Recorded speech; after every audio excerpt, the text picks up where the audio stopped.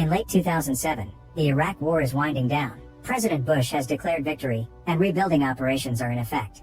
Sergeant Matthews and his spotter Sergeant Isaac are sent to a pipeline construction in the middle of the Iraqi desert. All the Americans working at the site have been killed, so now it is their mission to find the culprit before they send new builders. The soldiers hide behind a bunch of bushes and stones to watch the location under the melting sun, and 20 hours pass without anything happening. Matthew begins growing impatient and starts to think there are no Iraqi soldiers left, and considering the scattered bodies, the site must have been attacked by a team that left after completing their mission. Isaac points out there are no signs indicating a big group moving around here, and points out that because all the workers were killed by headshots, this could have been done by the legendary professional Iraqi sniper known as Juba. However, Matthews thinks it is impossible for anyone to kill this number of people in less than 30 seconds. Eventually Matthews finally gets tired of waiting and goes down to take a closer look at the location after asking Isaac to cover for him. Isaac explains his scope is becoming unclear, and Matthews teases him for not changing it sooner, but this one is important for Isaac because it used to belong to a fallen comrade. Then Matthews goes from body to body looking for clues and begins believing Isaac's theory when he confirms everyone died from precise headshots. He goes to the middle of the site to figure out the possible direction of the shots while Isaac begs him to retreat, but suddenly a shot is heard and Matthews falls to the ground, suffering great pain in his abdomen. Desperate to help his friend, Isaac runs down in a zigzag path to avoid any incoming bullets, but when he is about to reach Matthews, he gets shot in the leg. Isaac has no choice but to leave Matthews behind and run to hide behind a broken wall. Suffering but still alive, Matthews contacts Isaac and tells them to call the base and ask for backup. First though, Isaac notices his leg wound is quite awful, so he proceeds to tie a belt around it to stop the bleeding. Then he grabs his radio bag and tries to contact the base, only to discover he has no signal because the sniper had shot the antenna. Suddenly Matthews contacts him again and asks him to spot the sniper so that he can aim at him, ignoring Isaac when he warns him that the sniper will notice any movement and shoot him again. Isaac starts working on making a hole in the wall with his knife to insert the scope, only to get his hand hurt by some falling rocks. Matthews then proceeds to attempt to reach for his rifle, only to pass out because of blood loss. Not wanting to end like his friend, Isaac uses a blade to remove the bullet from his leg, which is an extremely painful process. Then he bandages the wound before passing out as well. Sometime later, Isaac wakes up when he hears a strange noise coming from his earpiece. It turns out to be an officer from the base, and Isaac immediately begins reporting the situation and begging for medical supplies. However, he begins to get suspicious when the officer asks him lots of weird questions, and most importantly, he requests him to either tell them his exact position or stand up and fire in the air, claiming it is for the helicopters to drop the supplies accurately. Isaac points out this is against protocol and will put him in danger, and when he begins paying more attention to the man's words, he realizes his accent is not American. This is Juba the sniper, who has hacked into the radio frequencies to try to set a trap. Isaac does not fall for it and calls him out, but instead of hanging up, Juba begins asking him questions, claiming he wants to know Isaac better. Isaac tries the radio again, but it is still not working. Juba insists on making his silly questions, and when Isaac refuses to chat back, Juba threatens with shooting Matthews again, which is risky because there is a chance he is still alive. Isaac agrees to chat for a while and asks Juba to go first while he begins drawing a map of the site on the dirt to calculate the bullet trajectory and find the possible location of the sniper. Juba tells him he is just a regular Iraqi citizen that wants to save his country and asks Isaac to tell him about his family, but Isaac points out that is too personal. Then Isaac makes fun of Juba's reasoning, saying that he is killing the people that are actually trying to develop the country by bringing schools, pipelines, and infrastructures that will boost the local economy. This makes Juba laugh, and he explains that the money made here will be sent back to the USA later.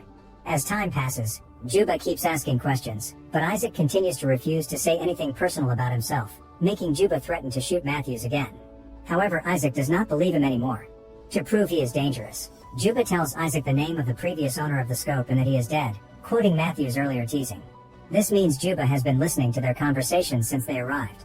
Using his scope, Isaac notices one of the dead men has a radio with him and he drags his body to the edge of the wall, but not even using a piece of wood he would be able to reach it without exposing himself.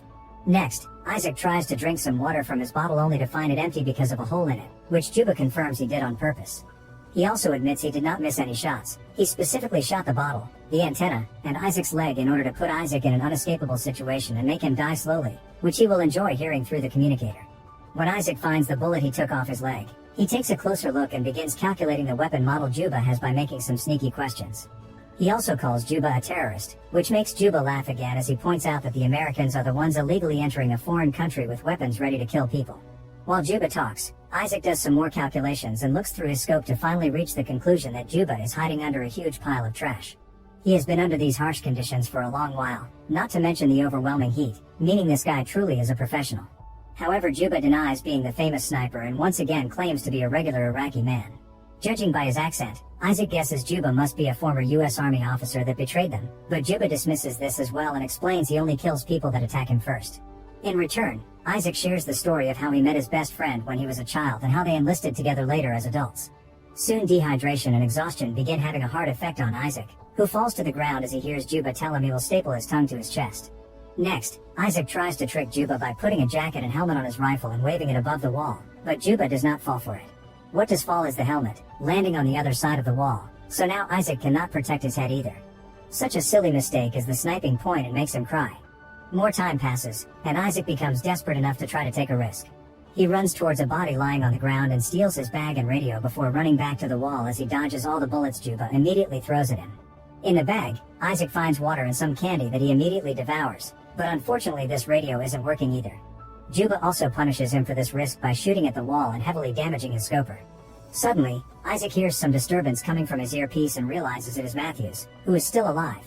Isaac yells the location of the sniper at him, and Matthews immediately takes out a piece of metal to use in order to look at the pile of garbage.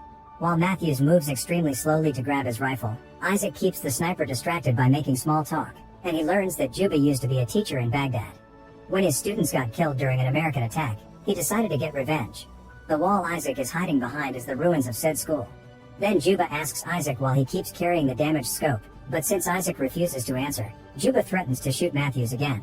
Desperate to save him, Isaac confesses that he keeps the scope in memory of his old friend, who died because of a mistake Isaac made, and he still feels guilty. In the meantime, Matthews places his rifle and blindly aims at the pile of trash, shooting at all the bullets he has as Isaac shoots as well to pretend the noise comes from him. When Matthews is about to reload his gun, Juba suddenly shoots him back, hitting him right on the shoulder. Isaac asks Matthews to crawl toward him to find safety behind the wall, but unfortunately when Isaac goes close to the edge to help, Juba shoots Matthews in the head. Isaac has to watch him die and finally snaps right into a breakdown, saying he wants to go home. Juba informs Isaac that if he really wants to leave then he will not shoot him, but Isaac is skeptical. Later, Juba asks Isaac why he is still there despite the war being already over. Isaac pauses for a moment before replying he is there because it was actually he who killed his old friend. It turns out he accidentally shot his previous sniper partner while trying to kill an enemy, and Isaac has been lying to everyone, saying his friend had been killed by the bad guys. Suddenly Isaac hears some noise coming out of the radio and rushes to check the signal, being happy to hear conversations going on. However, his happiness is short-lived because while he can hear voices, he cannot send any messages because of the damage the radio took. To Isaac's shock, Juba joins the conversation he is hearing, and the man uses Isaac's name to ask for help. Isaac finally realizes that all this time Juba has been hacking into American communications, pretending to be a soldier needing help to lure backup teams to the area and kill them all easily thanks to the surprise factor. Isaac tries to interrupt the conversation to no avail. Sometime later, Isaac wakes up to the painful feeling of a crow pecking on his leg wound. Seeing as even the birds think he is already dead, Isaac decides to take a risk and retrieves Matthew's rifle using some rope and a stick, then he aims it at the pile of trash. At that moment, helicopters arrive at the area and reveal Isaac's location without knowing this is a trap. Wanting to save the incoming soldiers, Isaac pushes the wall to make it crumble, creating a curtain of dust that makes it hard for Juba to get Isaac's location. Isaac begins shooting at the pile of trash without knowing if he has hit his target or not. In order to find out, Isaac finally stands up from his position, and he is shocked to notice Juba is not using this chance to shoot back. This makes Isaac believe he has effectively killed Juba. Soon the helicopters arrive and quickly carry Isaac away on a stretcher, immediately giving him medical attention. Isaac tries to tell them about Juba, but he cannot be heard because of the noise from the helicopters taking off. Suddenly Juba starts shooting at them, killing the medical soldiers one by one before hitting the pilot as well. The helicopter quickly goes down and crashes on the ground, instantly killing Isaac and allowing Juba to keep his word. Technically, Isaac had not been shot. Then Juba hacks into the USA lines again and pretends to be an American soldier to lure his next team of victims. Make sure to subscribe and turn on notifications so you can watch more videos like this. Thanks for watching.